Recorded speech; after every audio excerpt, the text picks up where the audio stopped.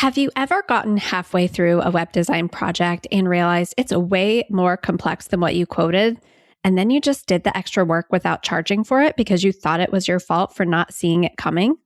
Well, here's a clip from this week's episode of the Profitable Web Designer podcast, episode number 201, where I answered 6 questions from web designers who've been going it alone and needed some real human advice. And in this clip, you'll hear me walk a web designer through how to handle it when you realize after the fact that the project is more in-depth than you originally quoted. And when you're done listening, go listen to the full episode number 201, where I answer 5 more questions just like this one. As with many clients, once we get into an exploration call, the website ends up being more complex and I end up taking the cost hit with it.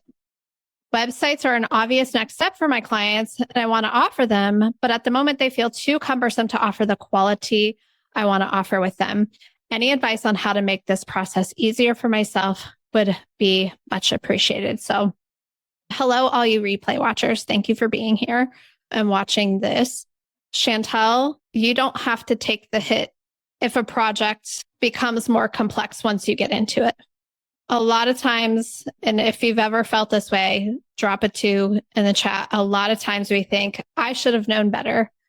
I should have seen this coming.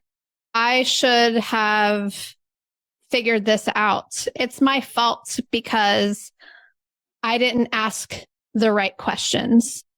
There are some process things that we teach inside of the Web Designer Academy that you can absolutely implement to help prevent that. But we can't always head off every time we get into something and we realize like, oh, you didn't communicate all of this to me, or I didn't understand this, or this is more than I thought it was. When you get to the point where you realize something ends up being more complex, you can say it. We always say this in the Web Designer Academy, say it like the sky is blue. Like, here's what this is going to involve. It's more complex than I originally thought, than we originally discussed. Here are some options for how we can address this.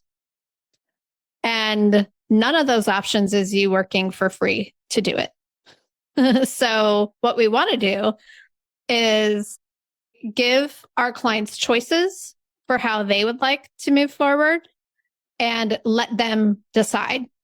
And what those choices are just depends on what the project is and what you found. But you always have the right to say, this is going to be more complex than what I thought or what we discussed, or I now have new information that I didn't have before, or whatever it is. And then you're like, so here are your options for moving forward.